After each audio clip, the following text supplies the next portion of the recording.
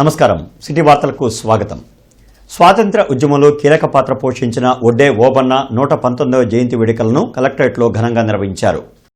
కలెక్టరేట్లో జరిగిన ఒడ్డే ఓబన్న జయంతి వేడుకల్లో MLA Galla Madhavi, collector Tameem Ansariya, MLC Chandragiri S Ratnam, Vaddera నేతలు పాల్గొని ఆయన చిత్రపటానికి పుష్పాంజలి ఘటించారు. ఈ సందర్భంగా వారు మాట్లాడుతూ బ్రిటిష్ పాలకులకు వ్యతిరేకంగా ఉయ్యాలవాడ నరసింహారెడ్డి ఆధ్వర్యంలో జరిగిన ఉద్యమంలో ఒడ్డే ఓబన్న కీలక పాత్ర పోషించారని తెలిపారు. పేదల హక్కుల కోసం, స్వాతంత్ర సాధన కోసం ప్రాణాలు అర్పించిన వీరుడు ఒడ్డే ఓబన్న అని కొనియాడారు. అందుకే ఆయన జయంతిని ప్రభుత్వం అధికారికంగా నిర్వహిస్తుందని తెలిపారు. ఈ కార్యక్రమంలో వేములకొండ శ్రీనివాస్, మల్లికార్జునరావు, బత్తుల జాన్ సైదా, జంపా నాగేశ్వరరావు, చల్లా లీలా భానుప్రసాద్, ఇతర బీసీ సంఘాల నాయకులు పాల్గొన్నారు. కూటమి ప్రభుత్వం ఏర్పడిన తర్వాత మహనీయులు, స్వాతంత్ర సమరయోధులు ఒడ్డే ఓబన్న గారి జయంతిని రాష్ట్ర వ్యాప్తంగా ఒక పండుగగా జరుపుకోవాల్సిన అవసరం ఎంతైనా ఉంది. ఆయన జీవిత చరిత్ర మొత్తం కూడా ఆయన యొక్క త్యాగాన్ని, ఆయన యొక్క స్నేహాన్ని గుర్తు చేస్తూ ఎంతో స్ఫూర్తిదాయకంగా ఉన్న ఆయన జీవితాన్ని మనందరం కూడా గుర్తు చేసుకోవాలి. దానికోసమని మనం ఒక పండగగా జరుపుకోవాలి అని చెప్పి వడ్డెర సోదరులు అందరూ కూడా ఇచ్చిన రిప్రజెంటేషన్ని చాలా సానుకూలంగా మన సవితా మినిస్టర్ గారు దాన్ని ముందుకు తీసుకెళ్ళడం, గౌరవ చంద్రబాబు నాయుడు గారు జీవో పాస్ చేయడం, కూటమి ప్రభుత్వం మొత్తం కూడా దీనికి సహకరించడం ఎంతో శుభపరిణామం. ఈ కార్యక్రమంలో పాల్గొనడం నాకు చాలా సంతోషంగా ఉంది. సో ఎందుకంటే ఇలాంటి ఒక మహనీయులు వారి యొక్క లైఫ్ హిస్టరీని వారు మన కోసం, మన దేశం కోసం ఎన్నో త్యాగాలు చేసి ఒక ఆదర్శంగా నిలిచినారు. ఆయన లైఫ్ హిస్టరీని మనము నెక్స్ట్ జనరేషన్ తీసుకువెళ్లాల్సిన బాధ్యత మన ప్రతి ఒక్కరికి కూడా ఉంది.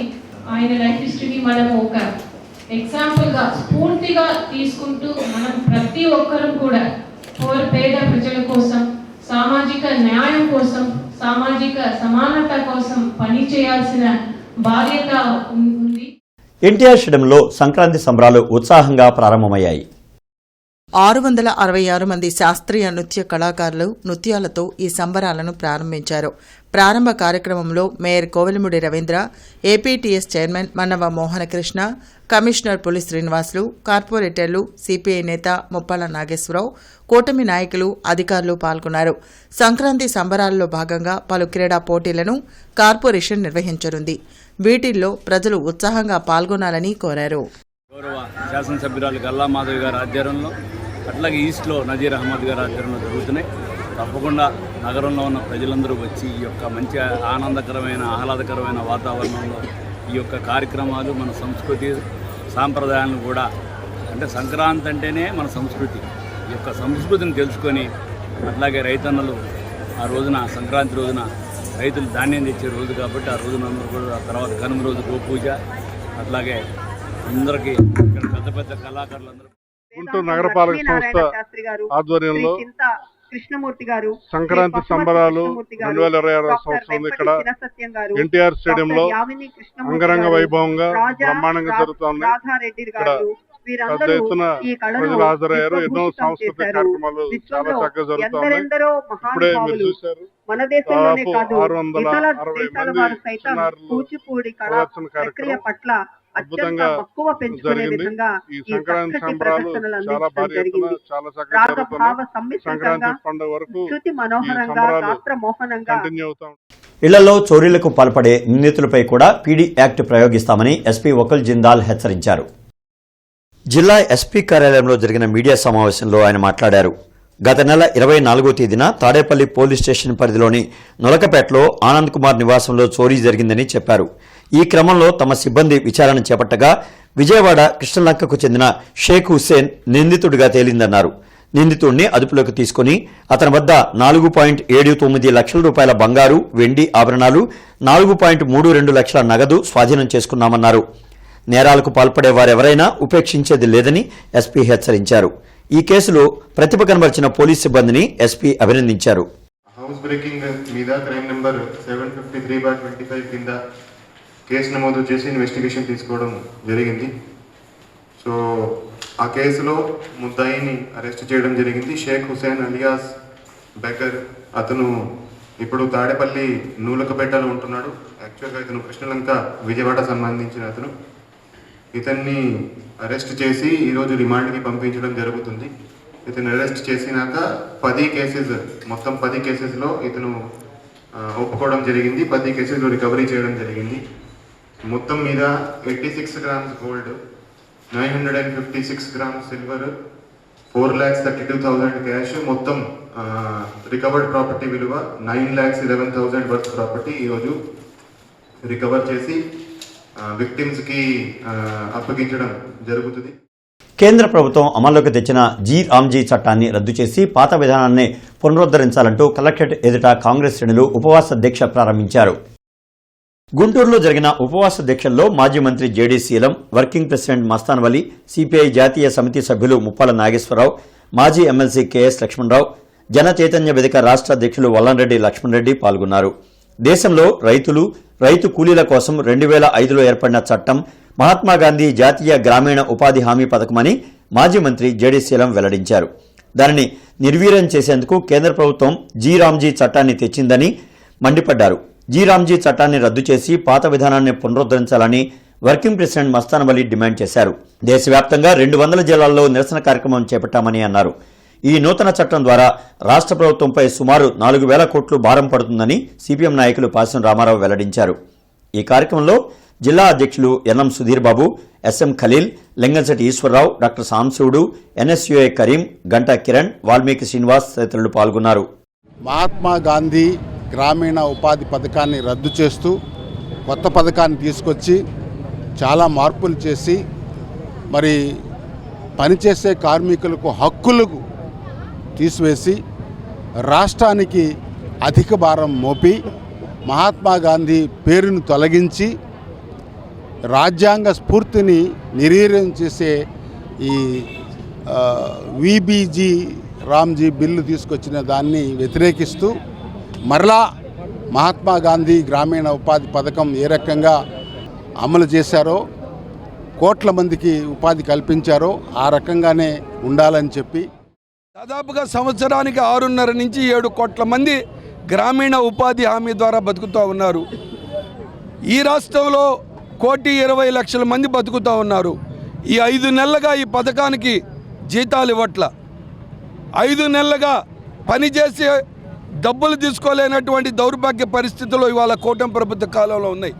పవన్ కళ్యాణ్ గారు నోరు విప్పరు, చంద్రబాబు నాయుడు గారు నేరుగా డిమాండ్ చేస్తూ ఉన్నా ప్రతి మంగళవారం వెళ్ళి మోడీ దగ్గర అప్పు తీసుకురావటం కాదు, గ్రామీణ వాతావరణంలో పనిచేసి కూడా డబ్బులు ఇవ్వకుండా వాళ్ళని ఏడిపించుకుంటూ తింటూ మహాత్మా గాంధీ గ్రామీణ పథకాన్ని విబీజీ రామ్జీ దాని అర్థం చెప్పి ప్రజలకు చెప్పండి. ఇంటర్నెట్ చరిత్రలో సంచలనం సిటీ బ్రాడ్బ్యాండ్. ఇప్పుడు ఇంటింటికి ఇంటర్నెట్, సిటీ నుంచి గ్రామం వరకు అదే స్పీడ్. మీరు ఈ రోజే సిటీ బ్రాడ్బ్యాండ్ కుటుంబంలో చేరండి. వరల్డ్ బ్యాంక్ సూచించిన సాల్ట్ పథకం అమలు చేయడం వల్ల రాష్ట్రంలో విద్యా వ్యవస్థ నిర్వీర్యం అయిపోతోందని యూటీఎఫ్ రాష్ట్ర అధ్యక్షులు వెంకటేశ్వర్లు ఆవేదన వ్యక్తం చేశారు. యూటీఎఫ్ 51వ రాష్ట్ర కౌన్సిల్ సమావేశం రెవెన్యూ కళ్యాణ మండపంలో జరిగింది. ఈ సందర్భంగా రాష్ట్ర అధ్యక్షులు వెంకటేశ్వర్లు మాట్లాడుతూ రాష్ట్రంలో ఉపాధ్యాయులను బోధనేతర పనులకు ఉపయోగించడం వల్ల నాణ్యమైన విద్యను అందించలేకపోతున్నామన్నారు. అందుకే ఈ కౌన్సిల్ సమావేశంలో పాఠశాలల అభివృద్ధి కోసం తీర్మానం చేయడం జరిగిందన్నారు. ప్రతిరోజు బోధనా సమయం 1 గంట పెంచి విద్యార్థులకు విద్యను అందించేందుకు నిర్ణయం తీసుకున్నామన్నారు. ఈ కార్యక్రమంలో జిల్లా ప్రధాన కార్యదర్శి ఎం కళాధర్, రాజశేఖర్, కె శ్రీనివాసరావు, కెవిఎస్ ప్రసాద్, ఉపాధ్యాయ సంఘ నేతలు పాల్గొన్నారు. విద్యార్థుల్లో నాణ్యమైన విద్య అందించేదానికోసం అవసరమైతే ఒక అదనంగా 1 గంట పనిచేయాలనేటువంటి నినాదాన్ని కూడా ఆంధ్రప్రదేశ్ ఐక్యోపాధ్యాయ ఫెడరేషన్ ఇస్తూ ఉంది. కానీ ఈరోజు విద్యారంగానికి సంబంధించి పాలకులు ఎవరైనా, గత పాలకులు కానీ ప్రస్తుత పనిచేసే పాలకులు ఎవరైనా ఈరోజు విద్యారంగంలో ప్రత్యేకించి ప్రపంచ బ్యాంకు ఆదేశిత విధానాలను అమలు చేయటం వల్ల, సాల్ట్ పథకాన్ని అమలు చేయటం వల్ల ఈరోజు విద్యారంగంలో చాలా ఇబ్బందికరమైనటువంటి పరిస్థితులు వస్తామని, ఈ సాల్ట్ పథకం అమలు తర్వాత ఈరోజు ఉపాధ్యాయుల సంఖ్య తగ్గింది. అలాగే ప్రభుత్వ పాఠశాలలో చదివేటువంటి విద్యార్థుల సంఖ్య కూడా ఈరోజు దరిదాపుగా 47% మాత్రమే ఉందంటే 53% ప్రైవేటు పాఠశాలలో ఉన్నారు.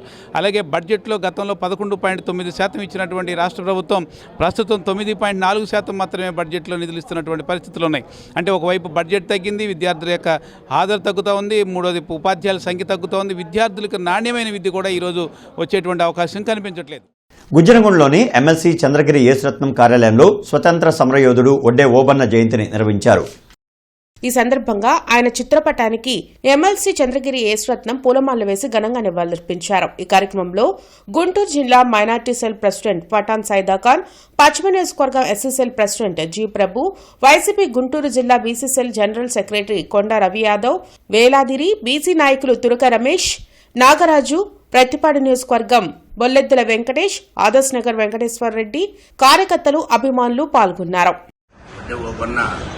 జన్మించింది ఆయన మరి ఊయలవారి ఆస్థానానికి దగ్గరగా ఉన్నదంతా కూడా కర్నూలు జిల్లాలో కాబట్టి రాయలసీమ ప్రాంతంలో ఈరోజు కూడా ప్రతి ఒక్క వడ్డెర సభ్యుని రక్తబొట్టులో ఆయన ప్రతిమ కలుగుతాం. అదేవిధంగా పల్నాడులో చూసినా ఏ ప్రాంతంలో చూసినా కానీ వడ్డెర్లంటే నమ్మితే స్నేహానికి ప్రాణం ఇస్తారు అనేది ఈ రోజు కాదు, మరి చరిత్రలో 200 సంవత్సరాల క్రితం నుంచి కూడా ఉంది కాబట్టి. ఎల్వీఆర్ క్లబ్ ఆధ్వర్యంలో సంక్రాంతి సంబరాలు జరగనున్నాయి. జనవరి 13, 14 తేదీల్లో ఈ సంబరాలను నిర్వహించనున్నట్లు కళలు, సాంస్కృతిక రంగ కార్యవర్గ సభ్యులు చిట్టినేని శివకోటేశ్వరరావు తెలిపారు. సంస్కృతి సాంప్రదాయాలను భావితరాలకు తెలియచేయాలనే ఉద్దేశంతో అనేక కార్యక్రమాలను నిర్వహించనున్నట్లు వెల్లడించారు. కార్యక్రమాలకు సంబంధించిన పోస్టర్ను క్లబ్ పాలకవర్గ అధ్యక్షులు వెంకటేశ్వరరావు, వైస్ ప్రెసిడెంట్ జనార్దన్, ఇతర సభ్యులు ఆవిష్కరించారు.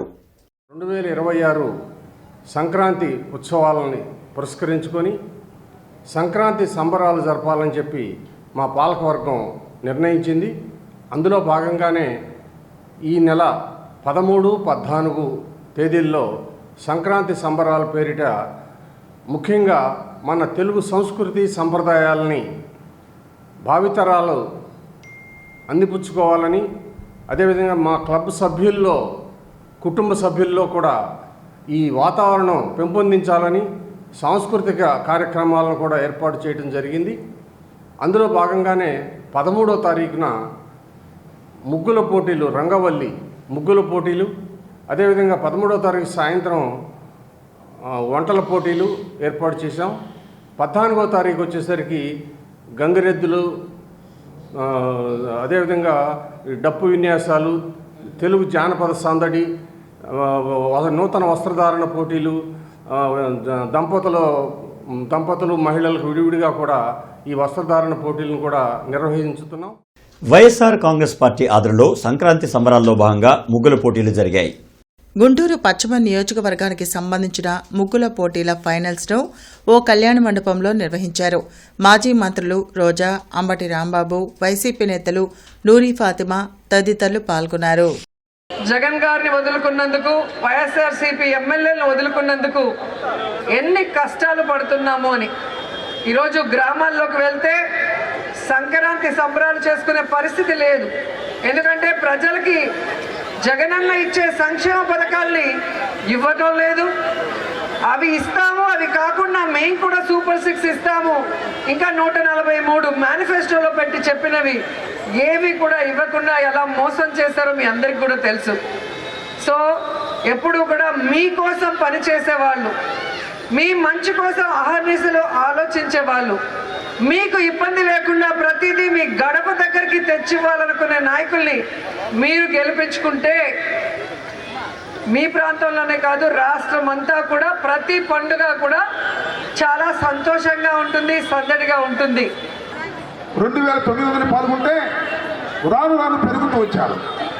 దీని ప్రధాన ఉద్దేశం ఏంటంటే గ్రామీణ ప్రాంతాల్లో మన ముగ్గుల ఆదరణ రోజు రోజుకి తగ్గిపోతూ ఉన్నది. సాంప్రదాయాలు మరుగున పడతా ఉన్నాయి. హరిదాసులు కానివ్వండి, కోడి పందాలు కానివ్వండి, కోడి పందాలు అంటే వాళ్ళు జోదం ఆడుతున్నారు, కాదది, అది ఒక సాంప్రదాయం. సంక్రాంతికి కోడి పందాలు వేయటం అనేది సాంప్రదాయం, అది వాళ్ళ జోదంగా మారిపోయింది అనుకున్నది వేరే అంశం. ఇవాళ రోజా గారు వచ్చిన తర్వాత మేము మరి శివ అలాగే నూరి ఫాతిమా గారు 2 పుంజులు వచ్చాయి. ఆ పుంజులు కూడా అక్కడ కోడి పందాలు వేసి మీ అందరినీ కూడా ఆహ్లాదపరిచేటటువంటి కార్యక్రమం కూడా చేస్తామని సందర్భంగా నేను మనవి చేస్తున్నాను. ఒక మంచి వాతావరణం. రోజు రాజకీయాలు మాట్లాడుకుంటుంటాం, రోజు విమర్శలు చేస్తాం. తాడికొండ మండలం లాం వద్ద రోడ్డు ప్రమాదం జరిగింది. ఎదురుగా వస్తున్న లారీని తప్పించబోయి రోడ్డు పక్కన ఉన్న చెట్టును కారు ఢీకొట్టింది. ఈ ప్రమాదంలో తుళ్లూరుకు చెందిన అఖిల్, తరుణ్ అక్కడికక్కడే మృతి చెందారు. గుంటూరు ప్రభుత్వ ఆసుపత్రిలో మరో 3 చికిత్స పొందుతున్నారు. అరండల్పేటలోని అవగాహన కార్యాలయంలో ఆరోగ్య సభ జరిగింది. డెంటల్ డాక్టర్ సాత్విక్ పాల్గొని చెవి, ముక్కు, దంత సమస్యలపై అవగాహన కల్పించారు. చలికాలంలో శ్వాస సంబంధ సమస్యలు తలెత్తకుండా పిల్లలు, వయోవృద్ధులు మాస్కులు ధరించడం మంచిదని సూచించారు. ప్రతి 6 నెలలకు ఒకసారి డెంటిస్ట్ను సంప్రదించడం ద్వారా దంత సమస్యలను ముందుగానే అరికట్టవచ్చని చెప్పారు. సో మన నోట్లో 3-4 టైప్స్ ఆఫ్ టీత్ ఉంటాయి. ఫస్ట్ది ఇన్సైజర్. ఇన్సైజర్ అంటే మనకి ఎదురు పన్ను, నవ్వినప్పుడు కనిపించే ఫస్ట్ టూత్, అది ఇన్సైజర్ పన్ను ఉంటుంది. దాని తర్వాత లాటరల్ ఇన్సైజర్ అంటే ఇన్సైజర్ పక్కన ఉన్న పన్ను, దాని వెనకది కెనైన్ అంటాం.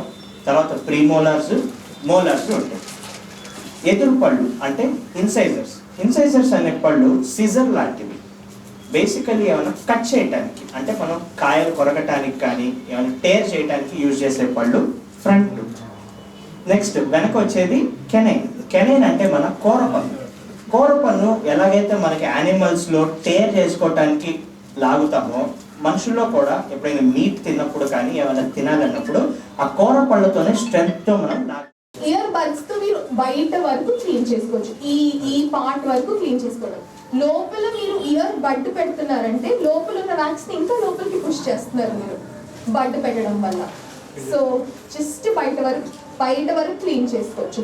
అసలు మీకు ఇయర్ లోపల చెవికి మీకు బడ్ పెట్టాల్సిన అవసరం లేదు, ఎందుకంటే చెవి దానంతా అది క్లీన్ చేసుకుంటుంది. మీరు ఈ మాట్లాడినప్పుడు, చూ చేసినప్పుడు, అంటే నవ్వినప్పుడు, లేకపోతే స్నానం చేసేటప్పుడు అది బయటకు వచ్చేది. గుంటూరు కళా పరిషత్ ఆధ్వర్యంలో వంగపండు ప్రజా కళా ప్రస్థానం సమాలోచన సదస్సు వెంకటేశ్వర విజ్ఞాన మందిరంలో జరిగింది. ఈ సందర్భంగా ప్రధాన కార్యదర్శి బి పూర్ణ మాట్లాడుతూ వంగపండు తన రచనలతో, పాటలతో ఆనాటి మునుసబు, కర్నాల, పట్వారీ వ్యవస్థలను రద్దు చేసే పరిస్థితి కల్పించారని గుర్తు చేశారు. ఆయన తన పాటల ద్వారా ప్రజల్లో చైతన్యం నింపి ఉద్యమాలను ముందుకు నడిపించారని చెప్పారు. ఈ కార్యక్రమంలో ప్రముఖ రచయిత కందిమళ్ల సాంబశివరావు, నాయుడు గోపి, అట్టాడ అప్పలనాయుడు తదితరులు పాల్గొన్నారు. వంగపండు అంటే ఈ రాష్ట్రంలో కొద్ది గొప్ప సాహిత్యం కానీ లేకపోతే కళారంగంతో సంబంధం ఉన్నటువంటి ప్రతి ఒక్కళ్ళకి తెలిసినటువంటి గొప్ప వాగ్గేయకారుడు వంగపండు. ఒక భూభాగవతం అనేటువంటి నృత్య రూపకం ఆంధ్రప్రదేశ్ ప్రజానాట్య మండలి తరఫున వందల దళాలు, వేల ప్రదర్శనలు ఇచ్చినటువంటి గొప్ప కళారూపం అది. ఆ కళారూపం ఏ స్థాయిలో వెళ్ళిందనే దానికి ఒక చిన్న ఉదాహరణ చెప్పదలుచుకున్నాను. అది కర్ణం మున్సిపల్ పోలీస్ వ్యవస్థ ఈ రాష్ట్రంలో ఎలా ఉంది అనేటువంటిది, ఈ దేశంలో ఎలా ఉంటుంది అనేటువంటిది దాంట్లో చెప్పారు. ప్రతి సోమవారం కలెక్టరేట్, ఎస్పీ, కార్పొరేషన్ కార్యాలయాల్లో ప్రజా ఫిర్యాదుల పరిష్కార వేదిక కార్యక్రమాన్ని నిర్వహిస్తున్నారు. ప్రజలు తమ సమస్యలను అధికారుల దృష్టికి తీసుకువెళ్లి వాటిని పరిష్కరించుకోవాలని ఉన్నతాధికారులు సూచించారు. కార్పొరేషన్ కార్యాలయంలో డైలివర్ కమిషనర్ జరగనుంది. జిల్లా, నియోజకవర్గ, మండల స్థాయిలో ఈ ప్రజా ఫిర్యాదుల పరిష్కార వేదిక కార్యక్రమం నిర్వహించనున్నారు. ప్రజలు తమ అర్జీలను meekosom.ap.gov.in లో కూడా నమోదు చేసుకోవచ్చని కలెక్టర్ తమీం అన్సారియా సూచించారు. అలాగే దివ్యాంగుల కోసం ప్రతి 4వ శనివారం అర్జీలు స్వీకరించే కార్యక్రమాన్ని చేపట్టనున్నట్లు తెలిపారు. బ్రాడీపేటలోని ఎస్హెచ్ఓ సమావేశ మందిరంలో hyper tension and diabetic club, మానవతా స్వచ్ఛంద సేవా సంస్థ సంయుక్తంగా ప్రతి నెల 2వ ఆదివారం నిర్వహించే స్పెషలిస్టుల ఉచిత వైద్య శిబిరం, ఆరోగ్య పరీక్షణ సభలో అగర్వాల్ ఐ హాస్పిటల్ నేత్ర వైద్య నిపుణురాలు డాక్టర్ ప్రసన్న జగన్ జ్యోతి పాల్గొని ప్రసంగించారు. సభకు సర్వీస్ హెల్త్ ఆర్గనైజేషన్ వ్యవస్థాపకులు డాక్టర్ టి సేవకుమార్ అధ్యక్షత వహించారు. మధుమేహం, అధిక రక్తపోటు బాధితులు క్రమం తప్పకుండా ప్రతి ఏటా కంటి పరీక్షలు చేయించుకోవడం ద్వారా రెటినోపతి వంటి ప్రమాదకర కాంప్లికేషన్లను తొలి దశలోనే గుర్తించవచ్చని, చికిత్స ద్వారా చాలా వరకు కంటి చూపును పరిరక్షించుకోవచ్చని డాక్టర్ అగర్వాల్ ఐ హాస్పిటల్ నేత్ర వైద్య నిపుణులు డాక్టర్ ప్రసన్న జగన్ జ్యోతి అన్నారు. షుగర్ ఎక్కువ అయిపోవడం అలాంటివి ఏమైనా జరిగినప్పుడు వెనకాల బ్లడ్ సప్లై తగ్గిపోతుంది. రెటీనాకి బ్లడ్ సప్లై తగ్గిపోవడం వల్ల ఏంటంటే చిన్న చిన్న బ్లడ్ వెజల్స్ అన్ని బ్రేక్ అయ్యి లోపల చేంజెస్ స్టార్ట్ అవుతాయి. కానీ మనకి ఎర్లీ స్టేజెస్లో మన విజన్లో ఎలాంటి చేంజెస్ ఉండవు. మనకి షుగర్ ఉండి చాలా ఇయర్స్ అవుతుంది, లైక్ 5 years 10 years అయినా కూడా మనకి చూపు క్లియర్గానే ఉంటుంది. బట్ లోపల చేంజెస్ అనేవి స్టార్ట్ అయిపోయి ఉంటాయి ఒకవేళ షుగర్ కంట్రోల్ లేదు అంటే. So it is very important, మనం షుగర్ చాలా కంట్రోల్లో పెట్టుకోవాలి ఎప్పుడైనా సరే. అండ్ ఆల్సో ఎవ్రీ 1 yearకి ఒకసారి రెటీనా చెక్ చేసుకుంటూ ఉండాలి. అలా చేయడం వల్ల ఏంటంటే మనకి ఏమైనా చిన్న చిన్న చేంజెస్ ఏమైనా లోపల రెటీనాలో ఉన్నా కూడా అది ముందే చూడడం వల్ల అది ఇంకా ప్రోగ్రెస్ అవ్వకుండా మనం ముందే కాపాడుకోవచ్చు. బీపీ ఉంటే బీపీ కోసం అంటే రెటీనా చెక్ చేసుకోవడం చాలా ఇంపార్టెంట్ అనమాట. ఎందుకంటే ఒకసారి చేంజెస్ స్టార్ట్ అయిపోయి లాస్ట్ స్టేజ్కి వెళ్తుంటే డాక్టర్స్ కూడా ఏం చేయలేరు. సో అంటే recovery chances are very less. Internet చరిత్రలో సంచలనం సిటీ బ్రాడ్బ్యాండ్. ఇప్పుడు ఇంటింటికి ఇంటర్నెట్, సిటీ నుంచి గ్రామం వరకు అదే స్పీడ్. మీరు ఈ రోజే సిటీ బ్రాడ్బ్యాండ్ కుటుంబంలో చేరండి. సరస్ అఖిల భారత డ్వాక్రా బజార్ ఆకట్టుకుంది. రకరకాల తయారీలు, తినుబండారాలు, అలంకరణ వస్తువులతో కళకళ్లాడుతోంది. ఇక సంక్రాంతి సెలవులు కావడంతో రద్దీ విపరీతంగా పెరుగుతోంది. స్టాల్స్ ను ఎమ్మెల్యే బోర్ల రామాంజనేయులు సందర్శించారు. పలు వస్తువులను కొనుగోలు చేసి ప్రజలంతా సరస్సును సందర్శించాలని కోరారు.